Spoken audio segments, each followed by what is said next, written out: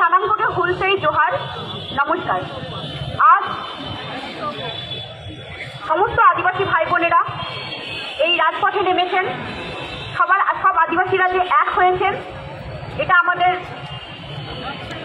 আদিবাসী সমাজের পক্ষ থেকেই আমি শিশু আদিবাসী গাওতার সীমামাটি অসংখ্য ধন্যবাদ জানাচ্ছি। আমাদের সকল আদিবাসীদেরকে এইভাবেই একসঙ্গে থেকে লড়াই করতে হবে।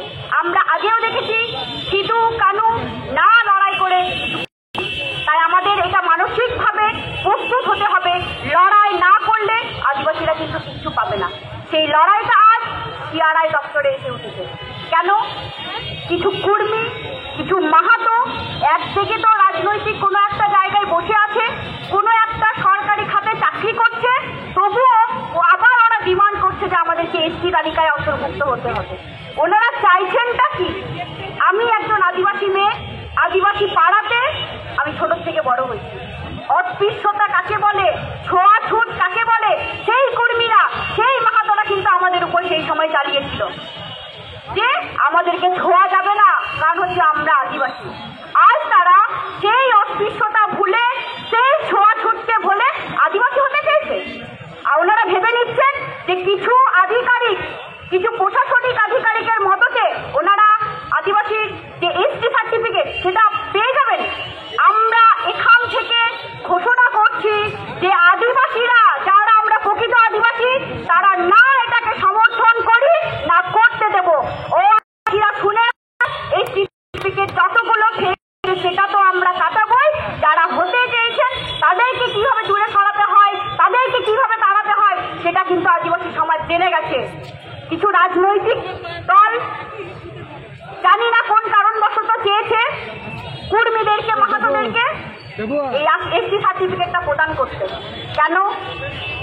আমাদের আদিবাসীদের ছিল জাহের থানে পুজো, আছে। ওনাদের তো ছিল ব্রাহ্মণ দিয়ে পুজো। কেন ভুলে যাচ্ছেন কি করে? ওনারাই কোনো একটা আমার ঠিক মনে নেই, সংবিধানের কোনো একটা ধারাতে চেয়েছিলেন ওবিসি হতে, আজ সেটাকে চেঞ্জ করে হচ্ছেন আদিবাসী হতে। লজ্জা লাগা দরকার।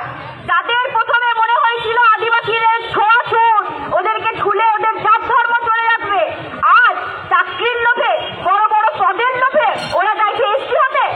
আমরা আদিবাসী, আমরা সময় এলে লড়াই করতে জানি। আমার একজন আগের দাদা ভাই বলে গেছেন যে আমরা কিন্তু লড়াই চাই, আমরা লড়াই করে জিততে চাই। লড়াই লড়াই লড়াই চাই, লড়াই লড়াই লড়াই চাই। এই লড়াইয়ে জিতবে কে? আদিবাসীরা আবার কে? এই লড়াইয়ে জিতবে কে? এই লড়াইয়ে জিতবে কে?